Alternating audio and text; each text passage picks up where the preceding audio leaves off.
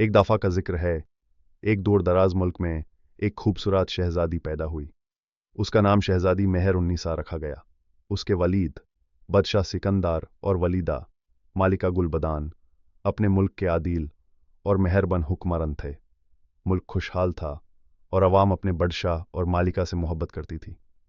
मगर तकदीर को कुछ और मंजूर था। शहजादी मेहर उन्नीसा अभी छोटी ही थी जब उसके चाचा वाजिर जलालुद्दीन ने हुकूमत का लालच करते हुए बादशाह और मालिका को जहर देकर मार डाला। मालिका ने अपनी आखिरी सांस तक अपनी बेटी की सलामती की दुआ मांगी।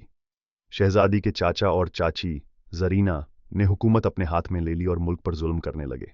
शहजादी मेहर उन्नीसा को तज और हुकूमत से दूर रखने के लिए एक अंधेरे तहखाने में कैद कर दिया गया। वो महीनों तक वहीं कैद रही, सिर्फ चंद रोटी के टुकड़ों और पानी पर गुजारा करती। मगर उसने कभी उम्मीद का दामन नहीं छोड़ा। वो हर रात अल्लाह से दुआ करती, अपने माँ बाप के इंतकाल पर आंसू बहाती और इंसाफ की इल्तिजा करती।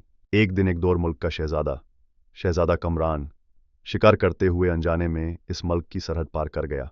सिपाहियों ने उसे पकड़ लिया और दुश्मन का जासूस समझकर उसे भी उसी तहखाने में कैद कर दिया जहां बेचारी शहजादी मेहर उन्नीसा कैद थी। एक रात जब शहजादा कमरान नमाज अदा कर रहा था, उसने एक दुखी आवाज सुनी जो अल्लाह से दुआ कर रही थी। यह मेहर उन्नीसा थी जो अपने दुख बयान कर रही थी। शहजादा कमरान उसकी आवाज सुनकर हैरान रह गया। उसने धीरे धीरे उससे गुफ्तगू शुरू की और उसके दुख का सुनकर उस पर रहम आया। उसने वादा किया कि वो इस जुल्म का बदला जरूर लेगा। शहजादा कमरान को चंद दिनों बाद आजाद कर दिया गया क्योंकि उस पर जासूसी का इल्जाम साबित नहीं हो सका। मगर उसका दिल अब मेहर उन्नीसा के लिए बेचैन था। वो अपने मुल्क लौटा और अपनी फौज को तैयार करने लगा। उसने अपने वजीर और सिपा सलारों से मशवरा किया और एक अजीम लश्कर लेकर मेहर उन्नीसा के मुल्क पर चढ़ाई कर दी। जंग शुरू हुई और एक अजीम मारका लड़ी गई।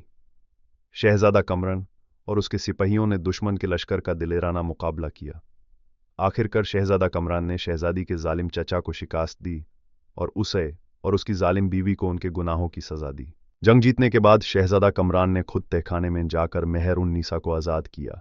जब उसने शहजादी को रोशान दिन की रोशनी में देखा तो उसकी खूबसूरती देखकर हैरान रह गया। दोनों की आंखों में मोहब्बत जलाकने लगी। शहजादा कमरान ने उसे शादी का इजहार किया, जो शहजादी ने शर्माते हुए मंजूर कर लिया। शादी के बाद दोनों ने मिलकर मुल्क का नया निज़ाम कायम किया। जुल्म का खत्मा हुआ, इंसाफ का दौर चला और मुल्क फिर से खुशहाल हो गया। शहजादी मेहर उन्नीसा और शहजादा कमरान एक दूसरे के साथी बनकर हमेशा के लिए एक नई कहानी लिख गए। एक ऐसी कहानी जो मोहब्बत, इंसाफ और सच्चाई की मिसाल बन गई।